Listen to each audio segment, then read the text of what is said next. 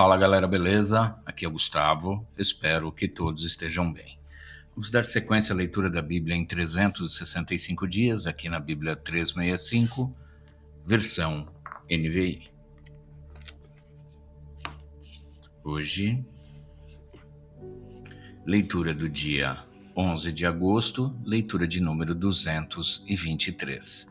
A porção do Velho Testamento está em Neemias 1 a 3:14. Palavras de Neemias, filho de Racalias.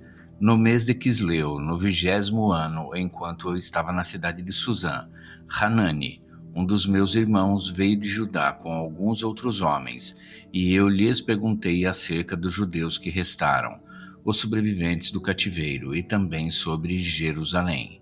E eles me responderam: aqueles que sobreviveram ao cativeiro e estão lá na província passam por grande sofrimento e humilhação. O muro de Jerusalém foi derrubado e suas portas foram destruídas pelo fogo. Quando ouvi essas coisas, sentei-me e chorei.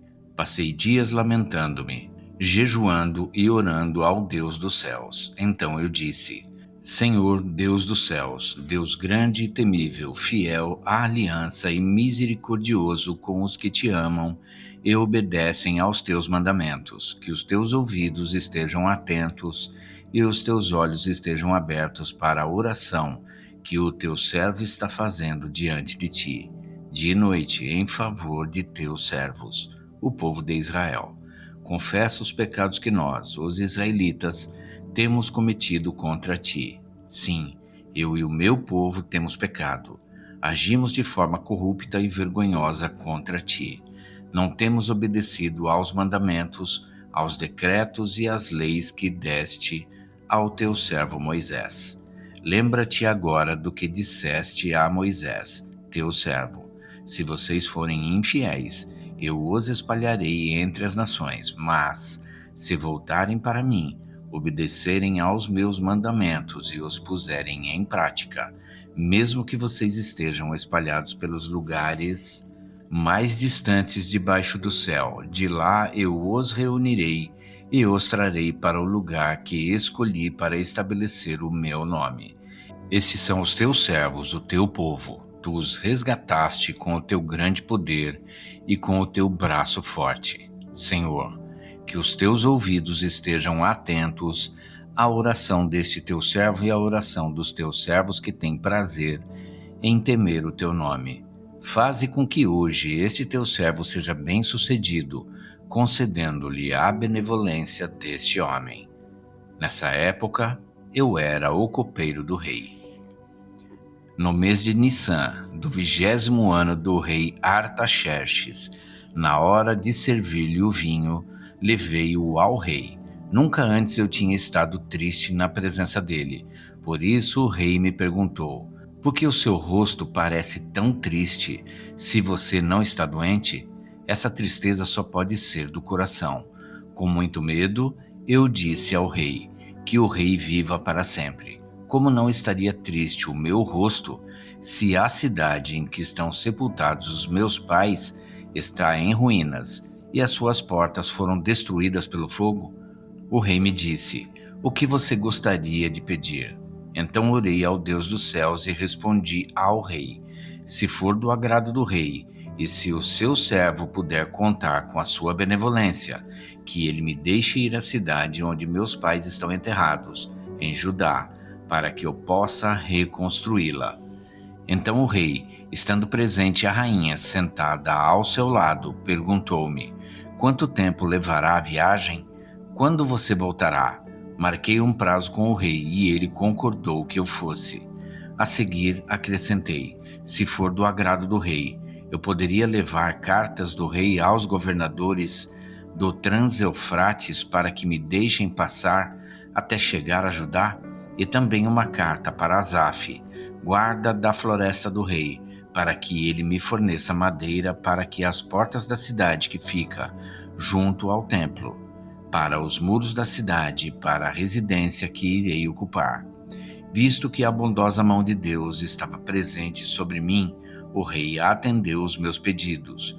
Com isso, fui aos governadores do Trans-Eufrates e lhes entreguei as cartas do rei. Acompanhou-me uma escolta de oficiais do rei e de cavaleiros que o rei enviou comigo. Sambalate, o Horonita, e Tobias, o oficial amonita, ficaram muito irritados quando viram que havia gente interessada no bem dos israelitas. Cheguei a Jerusalém e, depois de 3 dias de permanência ali, saí de noite com alguns dos meus amigos. Eu não havia contado a ninguém o que o meu Deus havia posto em meu coração, que eu fizesse por Jerusalém. Não levava nenhum outro animal além daquele em que eu estava montado. De noite saí pela porta do vale na direção da fonte do dragão e da porta do esterco, examinando o muro de Jerusalém, que havia sido derrubado, e suas portas, que haviam sido destruídas pelo fogo. Fui até a porta da fonte e do tanque do rei, mas ali não havia espaço para o meu animal passar. Por isso subi o vale, ainda de noite, examinando o muro. Finalmente voltei e tornei a entrar pela porta do vale. Os oficiais não sabiam aonde eu tinha ido ou o que eu estava fazendo, pois até então eu não tinha dito nada aos judeus, aos sacerdotes, aos nobres, aos oficiais e aos outros que iriam realizar a obra. Então eu lhes disse: vejam a situação terrível em que estamos. Jerusalém está em ruínas e suas portas foram destruídas pelo fogo. Venham, vamos reconstruir os muros de Jerusalém, para que não fiquemos mais nessa situação humilhante. Também lhes contei como Deus tinha sido bondoso comigo e o que o rei tinha me dito. Eles responderam: sim, vamos começar a reconstrução, e se encheram de coragem para a realização desse bom projeto. Quando, porém, Sambalate, o Horonita, Tobias, o oficial amonita, e Gesem, o árabe, souberam disso, zombaram de nós, desprezaram-nos e perguntaram: o que vocês estão fazendo? Estão se rebelando contra o rei? Eu lhes respondi: o Deus dos céus fará que sejamos bem-sucedidos. Nós, os seus servos, começaremos a reconstrução, mas, no que lhes diz respeito, vocês não têm parte nem direito legal sobre Jerusalém, e em sua história não há nada de memorável que favoreça vocês. O sumo sacerdote Eliasibe e os seus colegas sacerdotes começaram o seu trabalho e reconstruíram a porta das ovelhas. Eles a consagraram e colocaram as portas no lugar. Depois, construíram o muro até a Torre do Sem, que consagraram, e até a Torre de Hananeel. Os homens de Jericó construíram o trecho seguinte. Ezacur, filho de Inri, construiu logo adiante. A Porta do Peixe foi reconstruída pelos filhos de Hassenaá. Eles puseram os batentes e colocaram as portas, os ferrolhos e as trancas no lugar. Meremote, filho de Urias, neto de Racós, fez os reparos do trecho seguinte. Ao seu lado, Mesulão, filho de Berequias, neto de Mesesabel, fez os reparos, e ao seu lado, Zadok, filho de Baaná, também fez os reparos. O trecho seguinte foi reparado pelos homens de Tecoa, mas os nobres dessa cidade não quiseram se juntar ao serviço, rejeitando a orientação de seus supervisores. A porta Gesana foi consertada por Joiada, filho de Passeia, e por Mesulão, filho de Bezodias. Eles puseram os batentes e colocaram as portas, os ferrolhos e as trancas no lugar. No trecho seguinte, os reparos foram feitos por Melatias de Gibeon e Jadom de Meronete, homens de Gibeon e de Mispá, localidades que estavam sob a autoridade do governador da província do Trans-Eufrates. Uziel, filho de Araías, um dos ourives, fez os reparos do trecho seguinte, e Ananias, um dos perfumistas, fez os reparos ao seu lado. Eles reconstruíram Jerusalém até o Muro Largo. Refaías, filho de Ur, governador da metade do distrito de Jerusalém, fez os reparos do trecho seguinte. Ao seu lado, Gedaías, filho de Harumaf, fez os reparos em frente da sua casa, e Ratuz, filho de Razabneias, fez os reparos ao seu lado. Malquias, filho de Harim, e Hassub, filho de Paat-Moabe, repararam outro trecho e a Torre dos Fornos. Salum, filho de Haluês, governador da outra metade do distrito de Jerusalém, fez os reparos do trecho seguinte com a ajuda de suas filhas. A porta do vale foi reparada por Hanum e pelos moradores de Zanoa. Eles a reconstruíram e colocaram as portas, os ferrolhos e as trancas no lugar. Também repararam 450 metros do muro, até a porta do esterco. A porta do esterco foi reparada por Malquias, filho de Recabe, governador do distrito de Bet-Raquerem. Ele a reconstruiu e colocou as portas, os ferrolhos e as trancas no lugar. Agora a porção do Novo Testamento, em 1 Coríntios 7, de 1 a 24.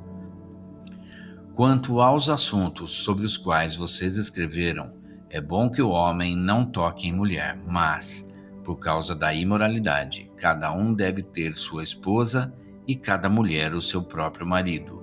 O marido deve cumprir os seus deveres conjugais para com a sua mulher, e da mesma forma a mulher para com o seu marido. A mulher não tem autoridade sobre o seu próprio corpo, mas sim o marido. Da mesma forma, o marido não tem autoridade sobre o seu próprio corpo, mas sim a mulher. Não se recusem um ao outro, exceto por mútuo consentimento e durante certo tempo, para se dedicarem à oração. Depois unam-se de novo para que Satanás não os tente por não terem domínio próprio. Digo isso como concessão e não como mandamento. Gostaria que todos os homens fossem como eu, mas cada um tem o seu próprio dom da parte de Deus, um de um modo, outro de outro. Digo, porém, aos solteiros e às viúvas, é bom que permaneçam como eu, mas, se não conseguem controlar-se, devem casar-se, pois é melhor casar-se do que ficar ardendo de desejo. Aos casados dou este mandamento, não eu, mas o Senhor, que a esposa não se separe do seu marido, mas, se o fizer, que permaneça sem se casar, ou então reconcilie-se com o seu marido, e o marido não se divorcie da sua mulher. Aos outros, eu mesmo digo isto, não o Senhor. Se um irmão tem mulher descrente e ela se dispõe a viver com ele, não se divorcie dela.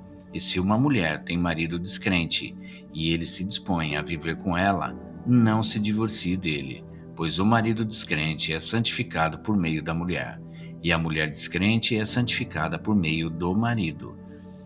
Se assim não fosse, seus filhos seriam impuros, mas agora são santos. Todavia, se o descrente separar-se, que se separe. Em tais casos, o irmão ou a irmã não fica debaixo de servidão. Deus nos chamou para vivermos em paz. Você, mulher, como sabe se salvará seu marido? Ou você, marido, como sabe se salvará sua mulher? Entretanto, cada um continue vivendo na condição que o Senhor lhe designou e de acordo com o chamado de Deus. Esta é a minha ordem para todas as igrejas.